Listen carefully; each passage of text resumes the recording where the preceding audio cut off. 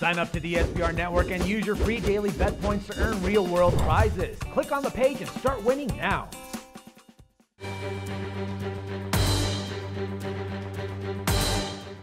What's happening? Welcome to SBRforum.com. In this video, we're taking a look at Game 3 between the New York Rangers and the Montreal Canadiens. Now, obviously, this series has turned as the injury to Carey Price has proven to be quite significant. The Montreal Canadiens came out in Game 2 and played with no confidence. This is a team that looks completely shook.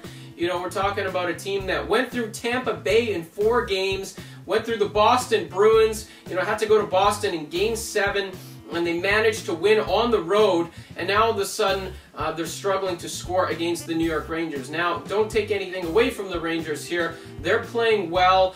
They're obviously doing what they're supposed to do, but for the Habs, let's focus on them. This is a team that plays completely different with and without Carey Price. We talked about it during the regular season. I've mentioned this many times, dating back to a couple of years ago with the Vancouver Canucks in the playoffs when Roberto Luongo was playing well. The team was very confident. It was a Stanley Cup contender. As soon as he let in some back goals, the team would struggle. We talked about it with San Jose. We talked about it with Anaheim.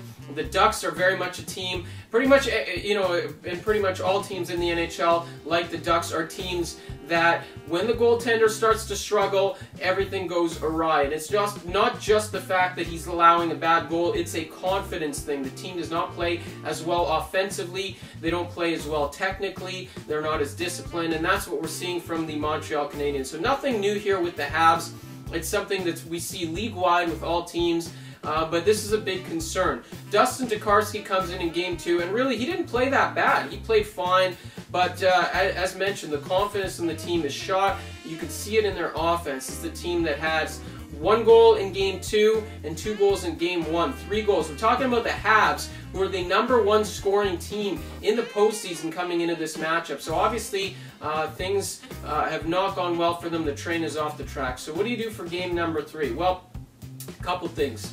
First of all, the good news for Montreal is the Rangers are a better road team than they are at home. They're actually a sub-500 team at Madison Square Garden compared to a very good road record, 4th best in the NHL. That's good news for the Habs, but really, I can't bet this team at all right now. This is a team that, I don't want to keep saying the same thing, but they look shook. They don't have answers right now, not only from their own confidence perspective, but Henrik Lundqvist is out of his mind right now. He stopped 60 of 63 shots. Not only do the Habs have their own problems, but even if they're playing their best, getting through King Henrik would be an issue, and it has been an issue. So he's been fantastic. Stopped 63 shots, and really, it's not even the volume of the saves. It's just some of those fantastic momentum stopping saves. It's really what I've been impressed with King Henrik. I mean, he's always been great, but anytime the Habs look like they might have a run in them, he's been there to snuff it out. So I'm impressed. As for the Rangers, they're just throwing pucks at the net. They know that they're going to get 2-3 goals per game, and they just need to keep throwing the puck at the net. Ryan McDonough's playing out of his mind. You got Marty St. Louis scored in the first 2 games. Rick Nash, who hadn't scored a goal in the first 2 rounds, has scored 2 goals already. The Rangers' power plays all of a sudden clicking. I mean, everything's going right for the Rangers. Nothing's going right for Montreal. There's no way you can take the Habs in this spot. I'm not going to lay the juice with the Rangers. What I am going to recommend is the over. I think the Habs are going to open things up. I mean, they need to throw everything, including the kitchen sink, at Henrik Lundqvist. I think that results in at least a couple of goals. I think the Rangers are going to do the same as they've done in the first 2 games and get to about at least 2 or 3 goals.